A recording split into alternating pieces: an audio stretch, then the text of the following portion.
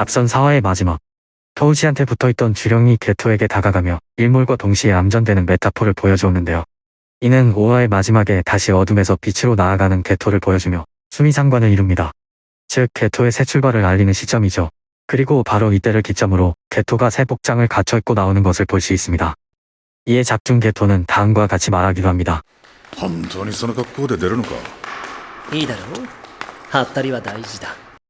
이번 편에서는 게토가 입은 이 옷의 이름과 유래, 그리고 그것이 가지는 의미에 대해 알아보겠습니다. 게토가 입은 옷은 넓게는 일본어로는 케사, 한국에서는 가사라고 부르는 승복의 일종입니다. 많은 불교 용어가 그렇듯 산스크리트어 카샤를 음역해서 만든 단어죠. 수사해법에는 붓다 직접 다음과 같이 말했다 기록되어 있습니다. 선남자여, 들으라. 열애, 지진, 등정각께서 사이법을 말씀하셨으니 비구가 이것에 의지하면 출가를 하여 구족계를 받아서 비구법을 성취할 수 있는 것이다. 비구는 분소위에 의지하라. 이것에 의지하면 출가를 하여 구족계를 받아서 비구법을 성취할 수 있으니 이 가운데 어떤 것이라도 목숨이 닿을 때까지 능히 지킬 수 있겠느냐. 이는 무엇을 뜻하는 구절일까요? 번뇌를 멀리하고 민생을 살피어 자와 비의 마음을 근본 가치로 삼는 불교의 특성상 당시 승려들은 불교적 교리를 실천하기 위해 무덤에 버려진 옷, 죽은 사람의 옷, 사당에 남겨진 옷 등 더럽고 버려지고 저주받은 천조각들을 끼워서 이것으로 몸을 감싸고 다녔습니다. 사분율에서는 이 천에 대해 쥐에게 물린 옷, 소가 물어먹은 옷, 불에 탄 옷, 생리혈로 젖은 옷, 출생한 여성의 의복, 사원에서 찾은 의복, 묘지에서 찾은 의복 등 10가지의 천을 언급하고 있는데요. 이를 나비한다고 말하며 변을 닦는 천을 쓰거나 오물 등으로 이 천을 염색하기도 했기 때문에 가사를 분소회, 즉 훈조회라고도 불렀습니다. 앞선 수사해법의 비구는 분소위에 의지하라는 문구는 즉 가사를 만들어 있는 나비를 가리키는 말이었던 것입니다. 그렇게 10종류의 누더기들을 기워 염색한 직사각형 조각 하나를 조라고 부르는데요.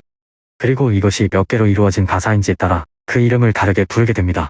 예를 들면 지금 보시는 가사의 경우 하나, 둘, 셋, 넷, 다섯, 여섯, 총 7개의 조로 이루어져 7조가사, 일본어로 시치조가사라고 부르는 것입니다. 그럼 게토의 옷은 몇 조가사일까요? 직접 세어보겠습니다. 하나, 둘, 셋, 넷, 다섯. 즉 게토의 옷의 이름은 헤이안 시대 초기부터 생겨난 유래 깊은 형식으로 5개의 조로 이루어진 5조의 가사, 즉 고조의 가사가 되는 것입니다. 발음뿐 아닌 한자까지 고조사토로에 일치하는 명칭이죠. 게토의 옷의 이름이 고조의 가사라는 것 말고도 이 승복이 가지는 의미는 많을 수 있습니다. 먼저 시나리오상으로 이 5조 가사는 반성교를 차지하게 된 게토가 그의 이상을 실현하기 위해 방법론적으로 어떻게 접근하려고 하는 것인가를 보여줍니다. 실제로 그는 전면에 나서 종교단체를 이끌고 자금을 모아 백기야행을 행하는 등 그 옷에 걸맞는 교주와 같은 행보를 보여주기도 합니다. 그에 반해 게토 사후 몸을 차지한 켄자쿠의 행보는 정반대로 모습을 드러내는 예 없이 마푸에서 암약하는 방식을 선호하죠. 둘째로 그 어원상 산스크리트어 카샤는 저항을 상징합니다. 본디 칙칙한 붉은색이라는 뜻으로 불순한 색조를 의미하는 것입니다. 흰색을 숭고히 여기는 고대 인도의 브라만, 크샤트리아 등 고위계층이 혐오하는 색을 뜻하는 것에서 불경한 것이라는 뜻을 가지게 되는 것이죠. 당시 불교의 입지상, 카스트 제도 내에서 불경하게 더러운 똥칠을 한 누더기로 돌아다니는 신념은 주류 지배 계급에 저항하는 항거의 의미를 내포하고 있는 것입니다. 셋째로 종교적인 복장은 곧 순수한 결의를 드러내는 장치로 많이 쓰입니다. 특히 가사는 삼독을 끊는 복장, 세속으로부터의 이탈, 목숨이 닿을 때까지 지키는 참선의 자세를 의미합니다. 보리심, 불교에서 깨달은 마음, 잡념과 망설임 없는 하나된 마음을 얻는 것이죠. 그 반대급부로 승복을 입은 애니메이션 캐릭터들은 종종 한없이 가볍고 유머러스한 성격을 보여주는 경우가 많습니다. 이는 이러한 복장들이 그 사람의 표면적 행동이 아닌 이면의 엄숙한 사명을 조명하고자 하는 것이고 오히려 평소 모습과 대조를 이루어 그 무게감을 더하기 위함이기 때문입니다. 실제로 게토의 행동 거지도 이 승복을 입은 후 괴팍해지고 가벼워졌다는 것을 볼 수 있습니다. 동시에 그의 마음 깊은 곳에서는 이전보다 더 엄숙한 사명의식을 지니고 있다는 의미를 함유하고 있는 것이죠.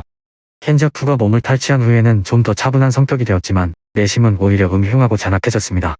켄자쿠의 계획들은 어설픈 게토의 그것보다 훨씬 신중하고 치명적이지만 그 소명적 비장미는 잃어버린 것을 느낄 수 있죠. 고조 가사를 입으며 빛으로 나아가는 게토, 이를 기점으로 달라지는 그의 성격을 통해 자신의 진심에 귀 기울여 정진하는 게토를 강조한 것으로 보입니다. 그리고 게토의 사망 후에는 위와 같이 상반되는 게토와 켄자쿠의 행보의 대비를 통해 몸과 옷만이 그곳에 남아 켄자쿠에 의해 그 신념이 곡해되는 상황을 강조한 것이죠. 작가는 그가 예전에 그 게토가 아니라는 복선을 형성하고 몸을 탈취당한 스구루의 결말에 비극적 요소를 더해했던 것으로 보입니다. 이상 게토 스구루가 그의 새로운 선택과 함께 환복한 복장의 이름, 유래, 의미에 대해 알아보았습니다. 시청해주셔서 감사합니다.